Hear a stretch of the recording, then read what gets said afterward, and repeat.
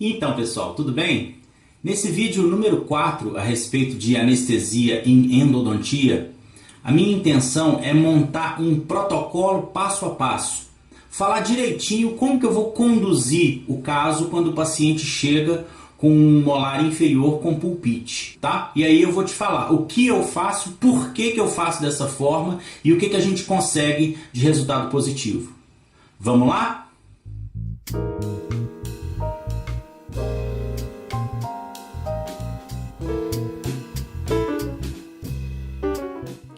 A partir do momento que eu diagnostiquei uma pulpite reversível no molar mandibular, primeira providência é fazer a anestesia do nervo alveolar inferior usual. A diferença aí é que, como já discutido nos vídeos para trás, eu vou utilizar mepivacaína com adrenalina para 100 mil.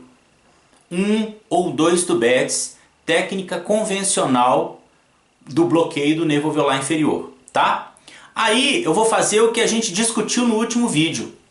Aguardar de 15 a 20 minutos, pelo menos. Passado esse tempo, eu vou fazer um teste de verificação da anestesia pulpar com endofrost e cotonete, também conforme discutido no último vídeo. Aí vamos imaginar que eu faço esse teste e o dente continua doendo. Aí eu vou passar para as técnicas complementares. Qual é a primeira que eu vou utilizar? Bom, a primeira coisa que eu vou fazer é substituir a base anestésica. Daqui para frente, nas técnicas complementares, eu vou trabalhar com articaína 4% com adrenalina para 100 mil. Tá ok? A gente vai começar por duas técnicas infiltrativas. Eu vou fazer meio tubete de técnica infiltrativa por vestibular e meio tubete de técnica infiltrativa por lingual.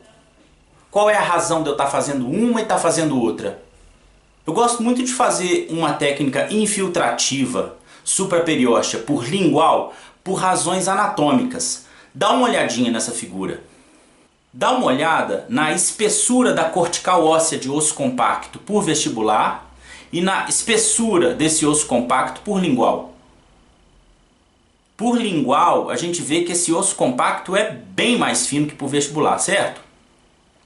E a outra coisa importante é a distância a ser percorrida pelo anestésico quando você deposita esse anestésico na vestibular e quando você deposita esse anestésico na lingual. Quando você deposita o anestésico na lingual, a distância a ser percorrida até o ápice do dente, no caso esse corte é de um primeiro molar inferior, é muito menor. Então essa é a razão anatômica para eu utilizar essa técnica supraperióstea por lingual. Tá, e por que você faz essa mesma técnica supraperióstea por vestibular? Bom, aí a razão são esses trabalhos que mostram pra gente que é sim efetiva a técnica supraperióstea a nível infiltrativo bucal, por isso que a gente usa. Depois que eu fiz essas técnicas infiltrativas, aí eu vou gastar não mais do que meio tubete de articaína para fazer técnica intraligamentar em pelo menos 2 pontos do dente. Eu vou fazer por vestibular e por lingual, também usando articaína 4%. Por que eu faço essa técnica? Primeiro porque a literatura mostra que ela pode nos ajudar. Tem alguns trabalhos que mostram que a técnica intraligamentar pode ser efetiva nesses casos. E segundo, também pelo funcionamento dessa técnica.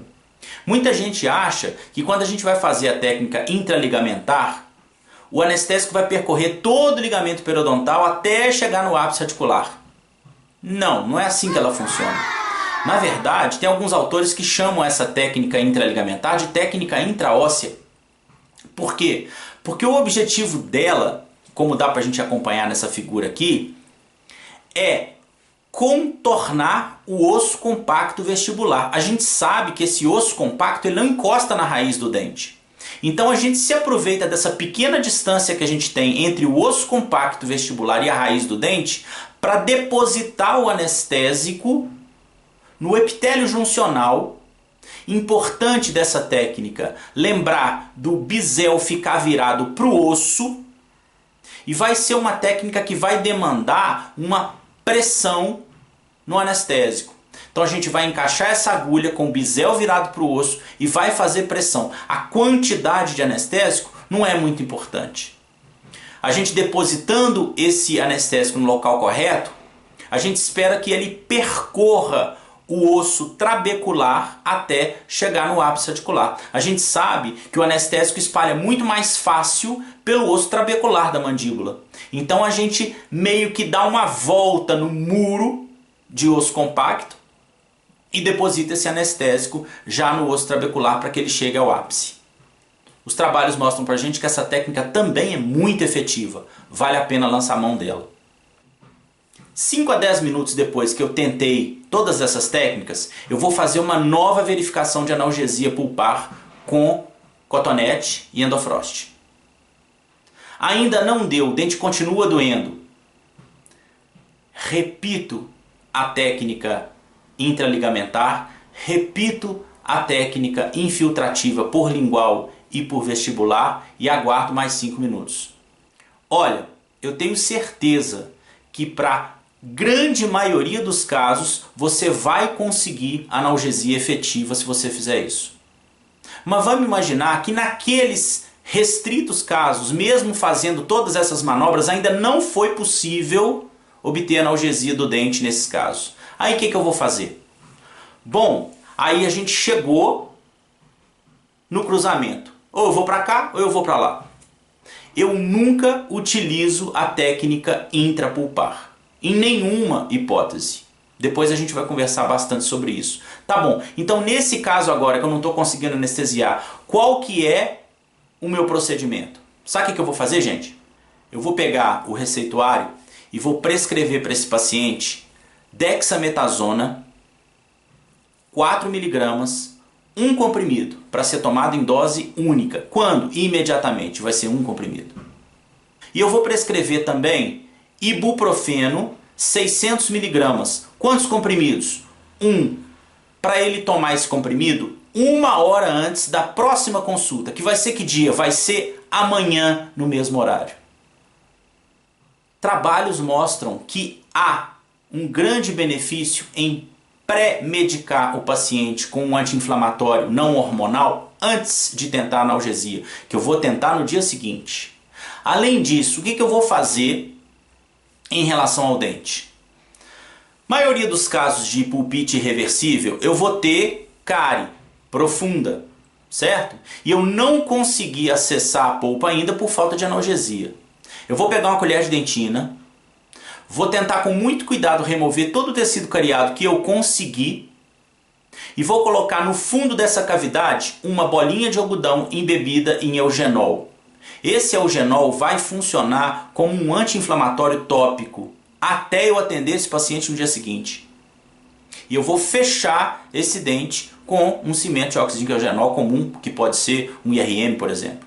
Vou marcar para esse paciente retornar 24 horas depois. Ele vai voltar amanhã, pré-medicado com o ibuprofeno. De todas as vezes que eu fiz o procedimento dessa forma, apenas uma vez eu não consegui anestesiar, eram 37. Ela retornou no dia seguinte eu também não consegui, com essas manobras todas que eu falei. E aí na terceira vez que ela retornou, eu consegui fazer a analgesia. Aí a maioria vai perguntar assim, mas por que você não utilizou uma intrapulpar? Intrapulpar é uma anestesia que a gente vai discutir sobre ela no vídeo número 5, que é o próximo. Tudo bem? Recapitulando. Bloqueio do alveolar inferior com mepivacaína com adrenalina para 100 mil. Aguarda 15 a 20 minutos. Teste pulpar, endofrost e cotonete. Técnicas infiltrativas, infiltrativa por lingual, infiltrativa por vestibular e intraligamentar. Todas com articaína 4% com adrenalina para 100 mil. Verificação pulpar novamente. Se for o caso, repete as técnicas infiltrativas. Ainda assim, não foi possível anestesiar. Bolinha de algodão com eugenol no fundo da cavidade, fecha o dente com IRM, marca o paciente para voltar no dia seguinte. Prescrição: dexametasona 4 mg, um comprimido dose única, e ibuprofeno 600 mg, um comprimido, para ser tomado 1 hora antes da próxima consulta, 24 horas depois. É dessa forma que eu procedo para tentar anestesiar um molar inferior com pulpite. Ok? Gostou do vídeo? Pode dar um like, inscrição no canal, confere o sininho e vamos para o número 5. Grande abraço!